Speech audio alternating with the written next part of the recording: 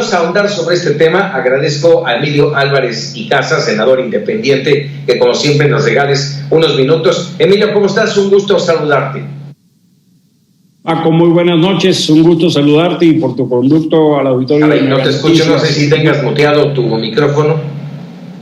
Buenas noches, Paco. Ahí. ¿Me escuchas? ¿Cómo estás, Emilio? Sí, te escucho, perfecto.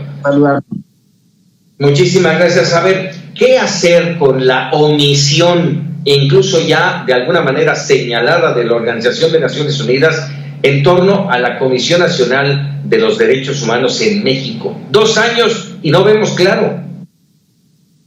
Es muy triste lo que actualmente sucede en la CNDH. La CNDH es una institución que se hizo para defender a las víctimas del abuso de la autoridad. Es en realidad un triunfo de un movimiento de derechos humanos, no solo en México y en el mundo. En otros países estas instituciones se conocen como Ombudsman o como Defensoría del Pueblo. Infelizmente, desde hace 2 años, la CNDH está en una etapa mediocre, gris, oscura, cuando en realidad lo que tenía que hacerse era cambiar para mejorar. La llegada de la nueva titular, la señora Rosario Piedra, una militante de Morena, cercana al presidente, ha decidido cumplir una función de callar, de obedecer y de aplaudir. Y la verdad de las cosas es que es una tragedia. Ahora que comentabas el caso de la saxofonista en Oaxaca, es uno de muchos. Apenas hace unos días supimos de que la CNDH decidió guardar silencio ante violaciones de derechos humanos a los migrantes en México. Graves violaciones que en Tamaulipas, por supuesto. También hubo un caso muy serio donde se da a conocer algunas omisiones y la CNDH se pelea con el medio de comunicación que da a conocer eso y empieza una especie de cacería de brujas al interior. La verdad, lo que es muy triste, Francisco, es que estamos conociendo más de la CNDH por sus escándalos, por sus malas contrataciones, por mujeres que toman la CNDH ante la falta de respuesta de su presidenta, que por las acciones de defensa de los derechos humanos, Paco. Sí, este caso que tú mencionas, además, primero, se tienen testimonios del tema de los migrantes desde 2009, con videos, con testimonios reales, y no se ha hecho nada. Y bueno, en esta administración menos. Pero además de eso, déjame decirte, esto que mencionabas tú de amenazar con denunciar a al medio de comunicación que habría abierto la información en lugar de cumplir su trabajo, que es la defensa de los derechos humanos. Rosario Piedra se está comportando en la antítesis de una defensora de derechos humanos. Es una vergüenza para la trayectoria e historia de su madre, Rosario Ibarra, y también es una vergüenza para el movimiento de derechos humanos. Una persona que amenaza a un medio de comunicación porque informa, cuando en realidad lo que tendría que hacer es garantizar el trabajo de las y los periodistas, tendría que estar garantizando los derechos de los migrantes, tendría que estar garantizando los derechos de las mujeres ultrajadas y cuando no tienen justicia, intervenir para responder. Es realmente de alarma. Y fíjate, yo creo que lo que pasó en el centro de la Ciudad de México, en la calle de Cuba, en lo que eran sus oficinas, es un reflejo. Mujeres que habían sido dañadas, revictimizadas, porque no tuvieron justicia para sus hijas que habían sido asesinadas, pues deciden tomar esa oficina. Hoy esa oficina sigue tomada y ese es solo un ejemplo. Gobernación pide diálogo para defender a la CNDH. Es el mundo al revés. Rosario Piedra, en este papel de ser una especie de defensora del puesto y defensora del gobierno, más que defensora de víctimas y del pueblo, está llevando a la CNDH a un papel absolutamente vergonzoso. Para eso no es la CNDH, para eso no se debe destinar recurso público. Lo que toca es que si esta mujer tuviera un poquito de dignidad y decoro, ya tendría que estar renunciando, en mi opinión, Paco. Sí, hoy a pregunta expresa justamente Olga Sánchez Cordero, la secretaria de Gobernación, sobre el tema de la retención de información y todo esto, dice que debe rendir cuentas la CNDH. ¿Quién se lo va a exigir? ¿Quién se lo va a pedir? Mira, es el mundo al revés, como te decía. En lugar de que la CNDH le exija Gobernación, ahora es la secretaria de Gobernación la que recomienda a la CNDH no reprimir a sus empleados. Ha habido varios escándalos, muchos escándalos de represión laboral y despidos injustificados, incluso de gente cercana a Rosario Piedra que llegó con ella. Sabemos de malas contrataciones, de gente que no tiene perfil, incluso quisieron contratar a un golpeador de mujeres, si no se arma un escándalo lo contratan. Supimos de gente que no tiene ni el perfil ni el requisito de ley para desempeñar las funciones, y ahora Gobernación recomienda a la CNDH.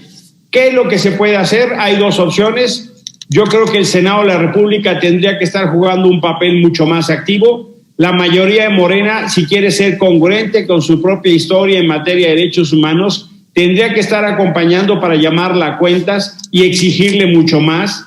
En Naciones Unidas ha sido ya denunciada a la CNDH para que pierda la categoría que tenía, y en mi opinión, todas y todos tenemos que hacer una presión en redes sociales y en medios de comunicación para hacer saber que queremos que nuestros recursos se usen bien y que la CNDH sea para defender a víctimas y no para callar y aplaudir al gobierno. Por esto último que mencionabas de lo importante que tendría que operar los legisladores del Congreso, la mayoría morena, en este entorno, que yo honestamente en lo personal creo que no va a pasar, tendríamos que esperar y dependiendo de los resultados a que pase el 6 de junio y que la votación le dé la posibilidad a la oposición de actuar realmente en este tipo de asuntos.